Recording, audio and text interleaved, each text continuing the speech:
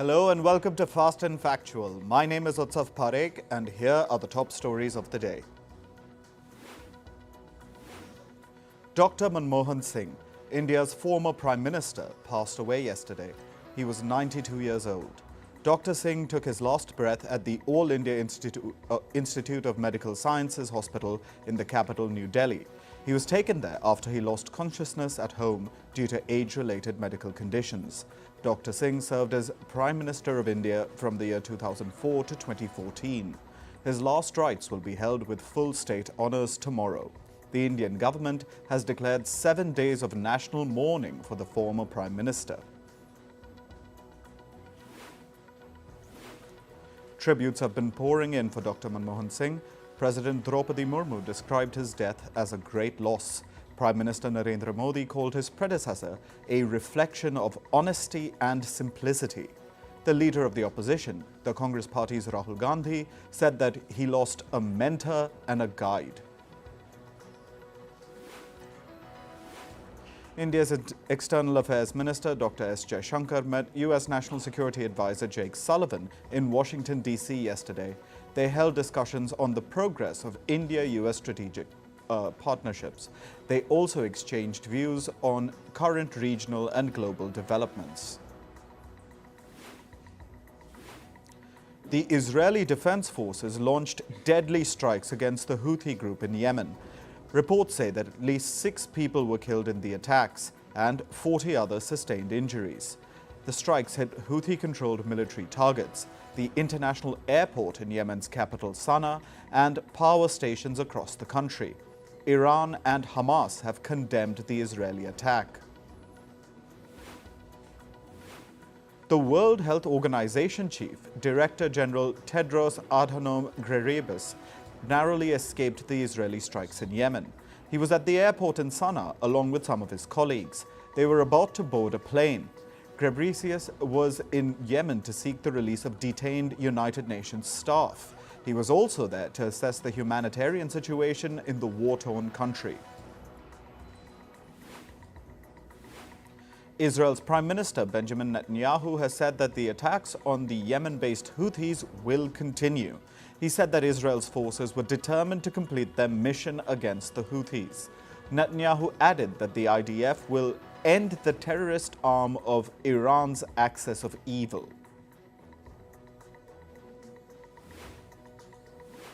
Syria's new leadership has reportedly arrested a military justice official. The official had worked for ousted President Bashar al-Assad. The official used to issue death sentences to people held in the notorious Sednaya prison near the capital Damascus. Several rights groups believe that the Sednaya complex was used for extrajudicial executions, torture, and forced disappearances. The new Syrian authorities launched a security crackdown yesterday in the coastal region of Tartus. This is after 14 policemen were reportedly killed on Wednesday. Tartus is home to several members of ousted President Bashar al-Assad's Alawite minority sect. The killings have incited fear in the region. The Syrian security forces launched the operation to purportedly control security, stability, and civil peace in Tartus. Iran's President Masoud Pezeshkian will visit Russia on January 17th. He's scheduled to meet Russian President Vladimir Putin. Russia and Iran are expected to sign a cooperation agreement. The two have stitched ties in various sectors, including military cooperation. This comes as both nations face international sanctions restricting trade. Russian President Vladimir Putin has said that Slovakia has offered to host Ukraine peace talks. Putin says Slovakia's Prime Minister, Robert Fico, has expressed his wish to act as a bridge between Ukraine and Russia. Putin also praised Slovakia's quote-unquote neutral position. Putin's remarks come after he had a meeting with Fico in Moscow on December 22nd. According to reports, the Azerbaijan Airlines plane that crashed in Kazakhstan on December 25th was shot down by Russian air defenses. The passenger plane went down near Kazakhstan's Aktau city. At least 38 people died in the crash. The plane crashed after being diverted from southern Russia, where air defenses often target Ukrainian drones. South Korea's acting president, Han Duck-soo, has been impeached. This is after South Korea's opposition filed a motion against him yesterday. Han is accused of active participation in the recent South Korean insurrection.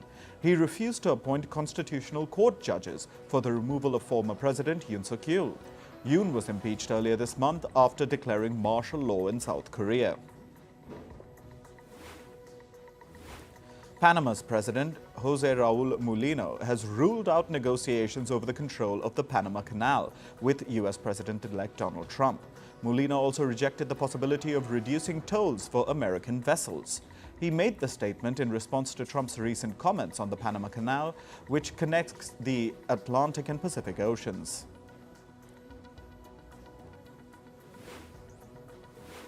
In Australia, 2 sailors taking part in the Sydney-Hobart yacht race have died. They died in separate accidents overnight due to turbulent weather. These were the first deaths reported in decades in the annual yacht race.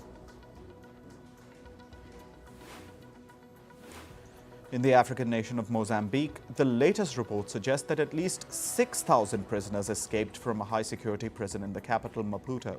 The jailbreak took place on Christmas Day. Mozambique's police chief had initially stated that about 1,500 people had escaped. At least 33 people were also killed and 15 others sustained injuries during the prison break.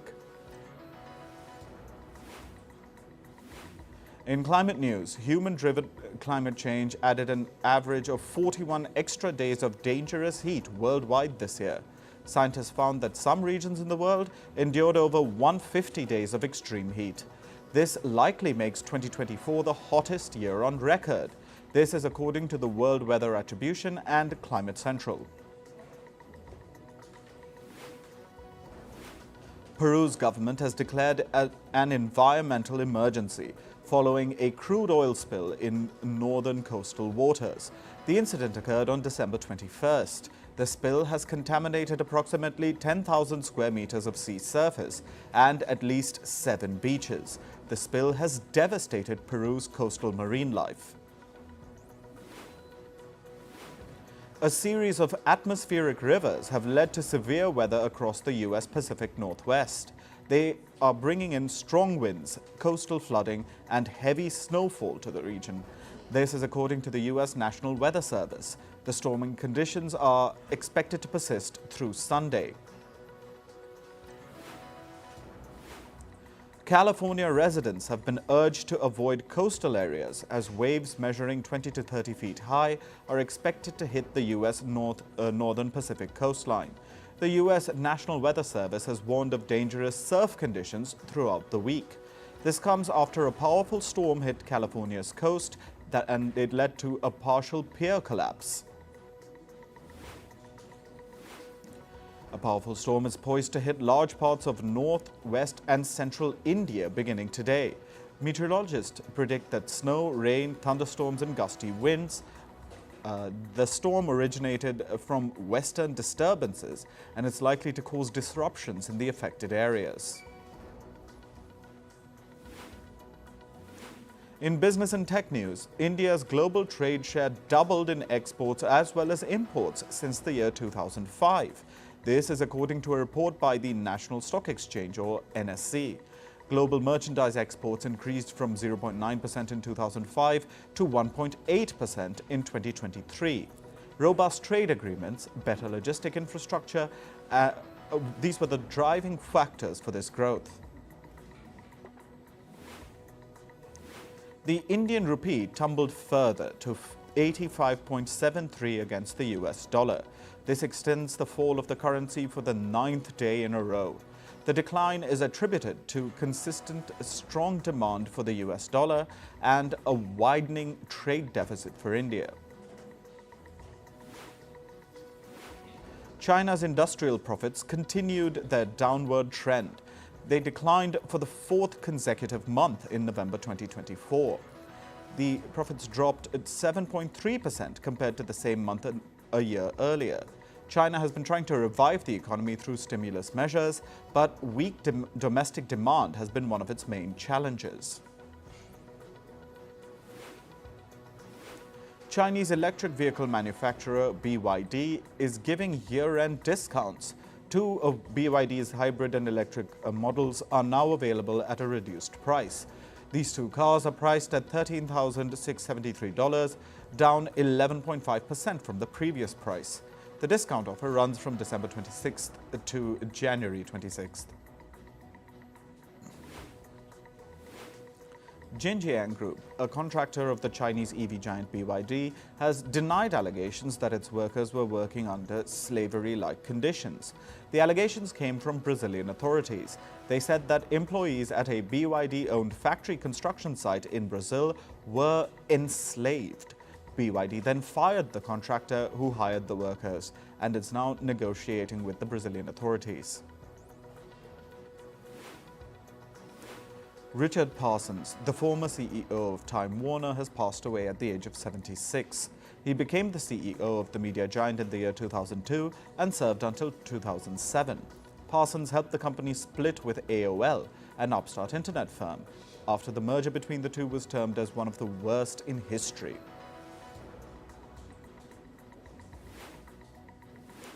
Japan has approved a record budget of $730 billion for the next fiscal year. This amount is 2.6% up from its current year's budget. Nearly $60 billion of the entire amount will be allocated for defense. The country is also ramping up spending on social welfare schemes amid a rise in its aging population. Japan Airlines says that no customer data has been compromised in the massive cyber attack it suffered yesterday. The airline added that its services are up and running again. The company said the large-scale intrusion was due to a compromised router. It caused flight delays and affected ticket sales of the airline. Japan's Nippon Steel has pushed the deadline of its takeover of US Steel. The $15 billion deal was supposed to be finalized by the third or fourth quarter of 2024. Now it has been pushed to the first quarter of 2025. The fate of this deal is in the hands of US President Joe Biden, who will likely block it due to US national security concerns. OpenAI's chatbot, ChatGPT, suffered an outage yesterday. A lot of users complained of an internal server error. The bug reportedly affected more than 50,000 users. OpenAI has put up a post online saying that it's working on the issue. This was the second major outage that ChatGPT was a victim of this month. Moving to sports, starting with cricket, in the fourth test of the Border-Gavaskar series, Australia wrapped up their first innings with 474 runs on day 2. Steve Smith scored a 140-run knock. In response, India were 5 wickets down on 164 runs. Rishabh Pant and Ravindra Jadeja remain on the crease and will continue India's innings on day 3. Meanwhile, Indian players wore black armbands during the second day of the fourth Border-Gavaskar test. This was done as a mark of respect for former Indian Prime Minister Dr. Manmohan Singh, who passed away yesterday.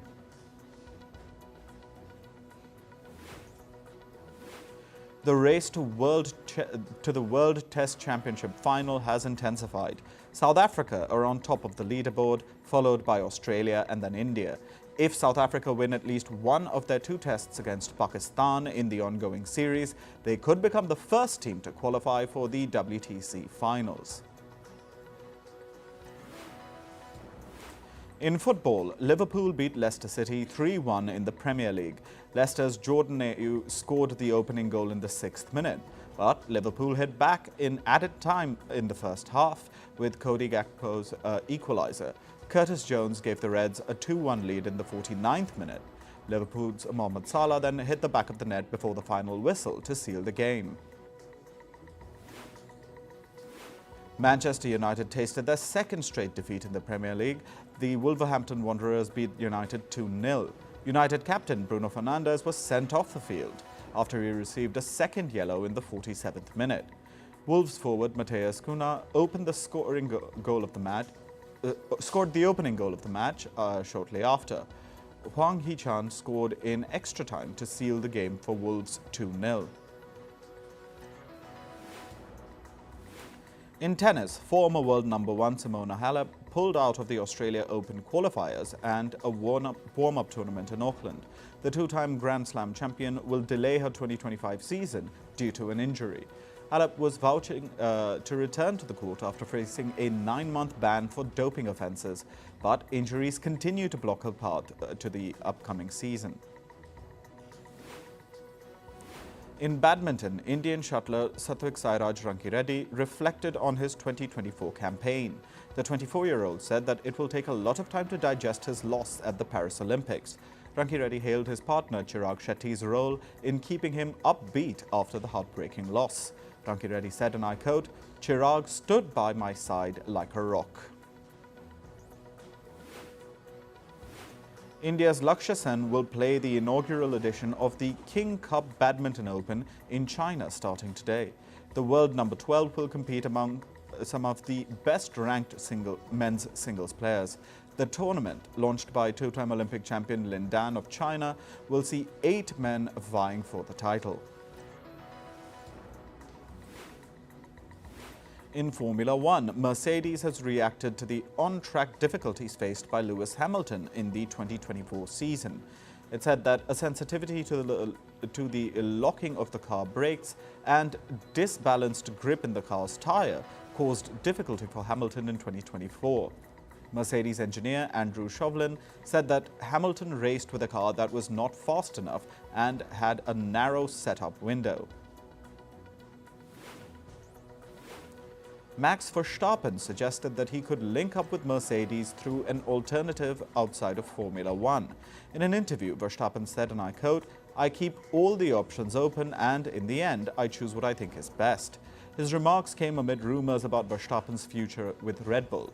Earlier this year, Mercedes publicly pursued Verstappen for a full-time spot in its F1 team. In entertainment news, Netflix's debut as an NFL live game broadcaster proved to be a hit, with 24 million US viewers tuning in on Christmas Day.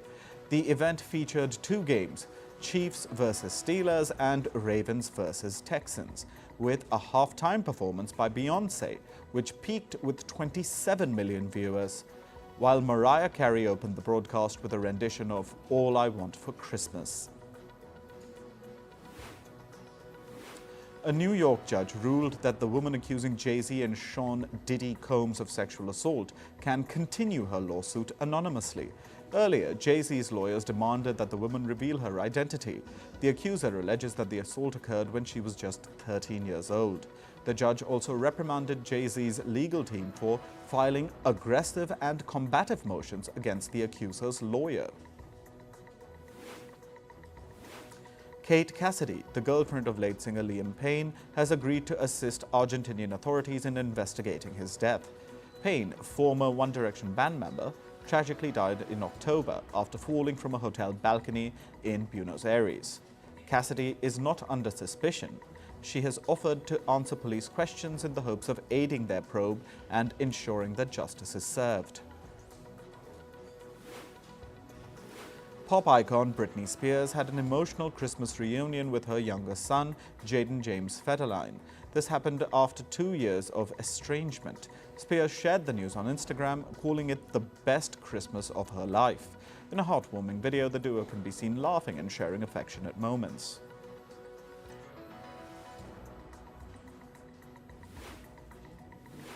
Grammy-winning artist Bad Bunny has announced the release of his new album. It's called Debí tirar más fotos, or, in English, I Should Have Taken More Photos. It's set to release on January 5th, 2025. The 17-song album explores themes of nostalgia and missed moments. Longtime friends Kate Winslet and Leonardo DiCaprio have shared a close bond since starring in Titanic.